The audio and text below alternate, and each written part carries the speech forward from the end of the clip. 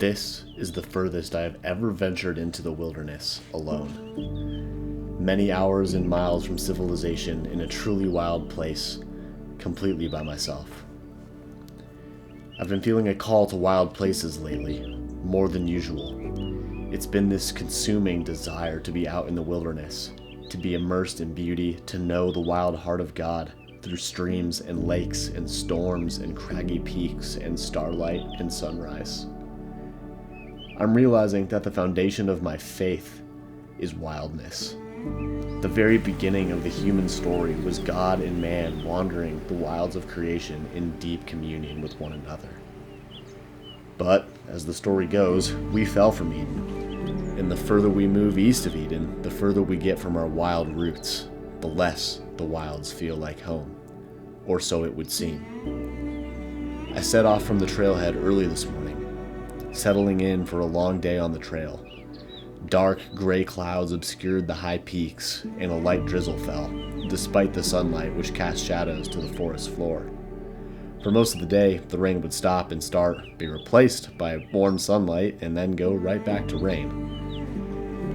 I followed a winding path through the forest, crossing a series of streams, some with bridges, others without.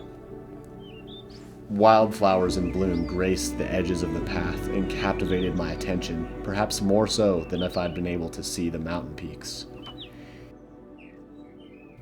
As I sauntered through the forest, my mind recalled the lyrics to a song, Finnegan Tui's old one, which says, "I've abandoned the animal, I'm like a stranger in the wild." And that's how I felt, a foreigner in a strange land. This is not my home. Sign on the trail made it apparent that not only am I a foreigner, but the locals are likely much bigger than me, and this is their territory. About 6 miles in, I came to a junction where I exited the thick forest and started up a long valley where my destination lied. As I moved up the valley, I could feel wonder rising in me. The beauty of this place was truly magical. I may be a foreigner in these lands, but as I walked through the brush, soaked to the bone with every step, I began to feel something akin to the feeling of return after a season of homesickness. It was then that the peaks I aspired to climb on this trip emerged from the mist, strikingly beautiful, wildly prominent, and certainly intimidating. I couldn't wipe the smile from my face. Further up the valley, a sudden crack of thunder which seemed to come from nowhere sent me into high gear. I rapidly pitched my tent in a clearing to wait it out, and as fate would have it, the storm was only another squall, and it lasted no more than 5 minutes. Great. At least I got a chance to wring out my socks. It was the final stretch to camp now, and after nearly 12 miles, I was ready to be done. At long last, I stepped onto the shores of this lake, a place that I've been dreaming about for years now. I made camp and devoured some snacks before lying down for a nap as the real storm began. I was very grateful to be in my tent. As the storm cleared, I ventured out to find some stream water to drink, and it was then that the full majesty of this place set in. This lake sits in a huge glacial carved valley, surrounded by jagged peaks which seem to touch the sky, and filled with the most terrifying clouds of mosquitoes I have ever seen in my life. But wow, this place is special.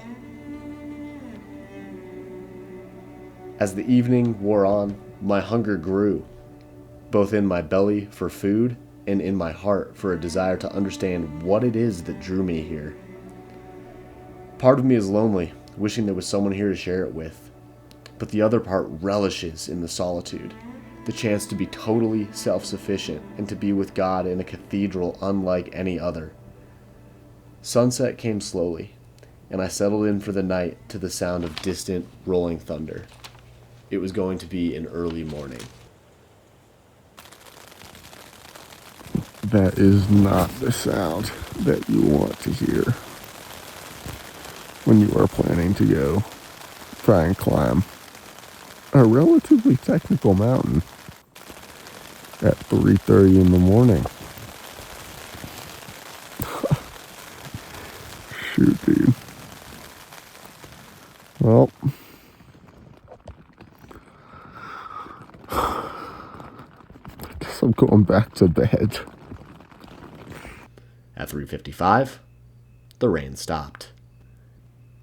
I rolled out of my sleeping bag into the crisp morning air and looked up to see that the sky was half stars, half clouds, and that the clouds seemed to be moving away. So I set off into the dark forest, following a faint trail that snaked its way through this maze of trees, willows, and marshes. More than once, it disappeared entirely, and I found myself bushwhacking through the dark in wildly unfamiliar territory. I crossed a rushing stream beneath a waterfall, and then the next phase of the journey began. The forest gave way to a steep, grassy slope, pockmarked by segments of talus rock. The upward journey began as the horizon glowed a steady orange.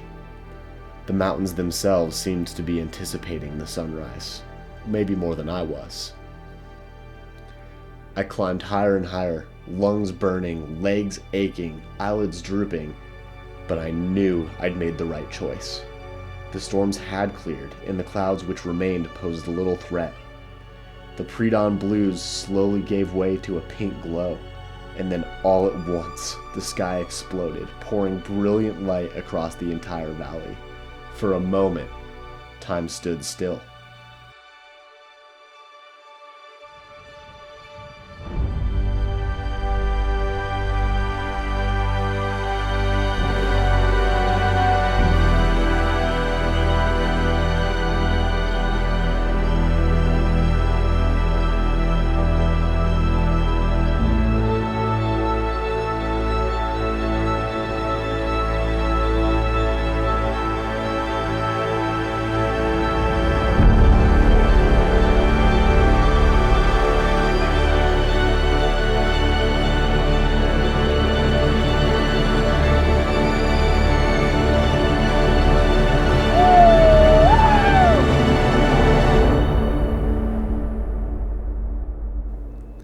Sometimes, beauty is subtle, sneaking its way into the periphery of our attention. Other times it kicks down our door and leaves us breathless, filled with wonder beyond what we could have imagined. This was one of those moments. I could hardly believe my eyes, nor could I contain the joy which leapt from the deepest part of my being. God was here in this place, pouring out his love with such extravagance it is truly hard to fathom. In this moment, heaven and earth were one and the same. You see, we are not so far east of Eden as we think we are. God's wildness and his ability to meet and transform us through his creation has not changed. Not once in all the generations of humanity has he stopped using nature to draw us close. As I made my way to the summit of this magnificent peak, across a rugged alpine ridgeline that had me questioning my life choices, and ultimately back to camp, I realized that I felt less and less like a stranger.